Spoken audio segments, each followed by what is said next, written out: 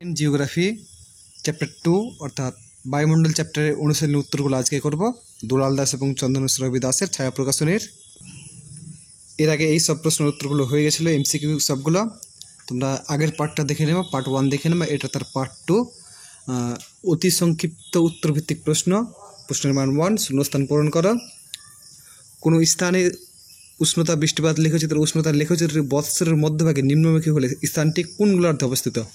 এই যে এখানে রয়েছে বছরের উষ্ণরেখাটি বা উষ্ণতা রেখাটি বছরের মধ্যভাগে নিম্ন দিকে আছে, এখানে নিম্নের দিকে আছে, এটা হবে দক্ষিণ গোলার্ধে অবস্থিত, দক্ষিণ গোলার্ধে অবস্থিত।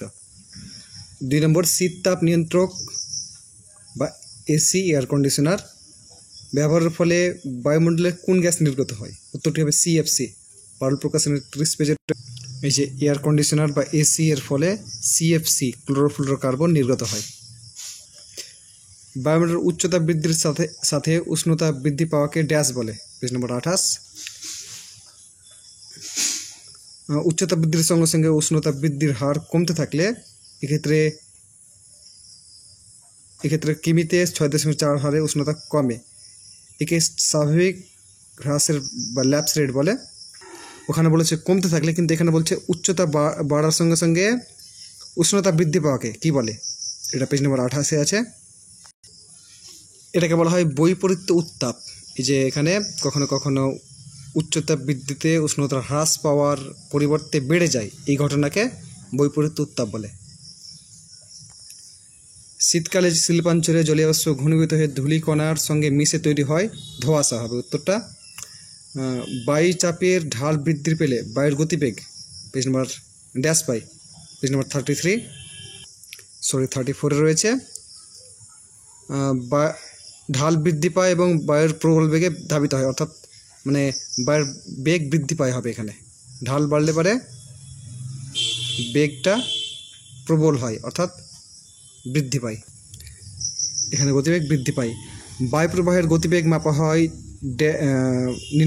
বায়ুপ্রবাহের গতিবেগ নির্ণয় করা হয় ড্যাশ যন্ত্রের সাহায্যে? পেজ নম্বর 33। এখানে রয়েছে অ্যানিমোমিটার এর সাহায্যে বায়ুর গতিবেগ নির্ণয় করা হয়, অ্যানিমোমিটার। উত্তরটি হবে অ্যানিমোমিটার। পরের প্রশ্ন, একটি নির্দিষ্ট আয়তনের বায়ুতে জলীয় বাষ্পের মোট পরিমাণকে ড্যাশ বলে? পেজ নম্বর 42। যেখানে নির্দিষ্ট তাপমাত্রা নির্দিষ্ট আয়তনের বায়ুতে উপস্থিত জলীয় বাষ্পের পরিমাণকে নিরপেক্ষ বা চরম আর্দ্রতা বলে। নেক্সট কোশ্চেন, বায়ুর আপেক্ষিক আর্দ্রতা 100% হলে সেই বায়ুকে ড্যাশ বায়ু বলে? পেজ নম্বর 43। এই যে বায়ুর আপেক্ষিক আর্দ্রতা 100% হলে সেই বায়ুকে সম্পৃক্ত বায়ু বলে। বামস্ত ডামস্ত মিলাও, স্তম্ভ মিলাও। ট্রোপোস্ফিয়ার হবে মেঘ বৃষ্টি সংগঠন, তাই ক্ষুদ্রমণ্ডল বলা হয় এটাকে।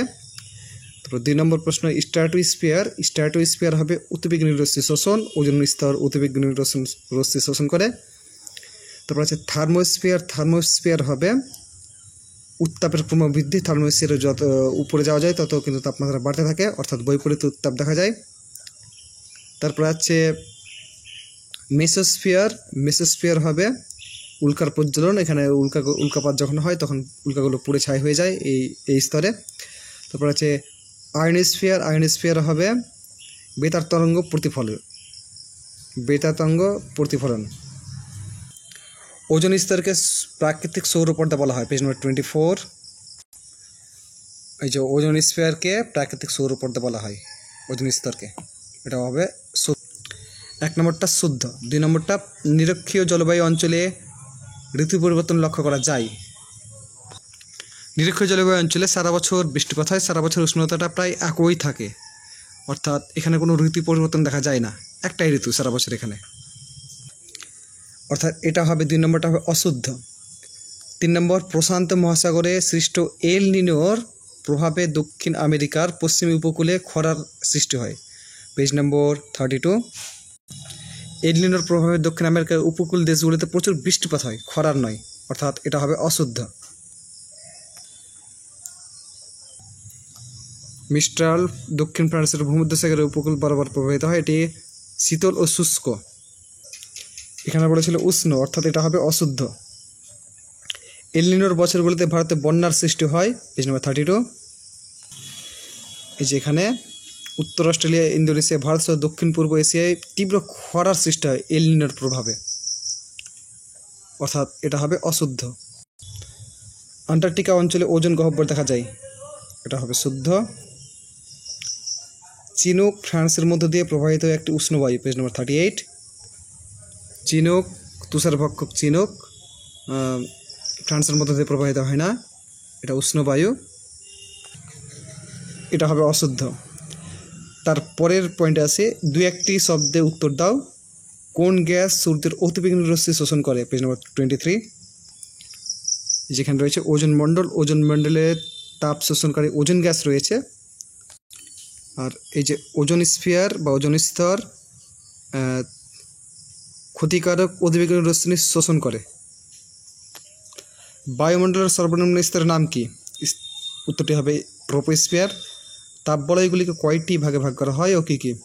যেখানে উত্তর দেওয়া রয়েছে 3টে ভাগে ভাগ করা হয়, উষ্ণমণ্ডল, নাতিশীতোষ্ণমণ্ডল আর হিমমণ্ডল।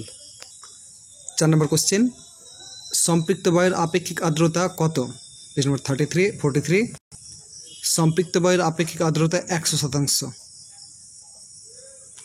বায়ুমণ্ডলের কোন স্তরে জেট বিমান যাতায়াত করে? এটা হবে স্ট্র্যাটোস্ফিয়ার। অতি সংক্ষিপ্ত। তো আজকে এই পর্যন্ত। এর পরবর্তী কোশ্চেনের অ্যান্সারগুলো তোমরা যদি চাও তাহলে কমেন্ট করে জানাও, আমি উত্তর দিয়ে দেবো। আর তোমরা উত্তরগুলো অবশ্যই লিখে নেবে খাতায় লিখে পড়বে, তাহলে সুবিধা হবে তোমাদের পড়তে। ভিডিওটি দেখার জন্য তোমাকে অসংখ্য ধন্যবাদ।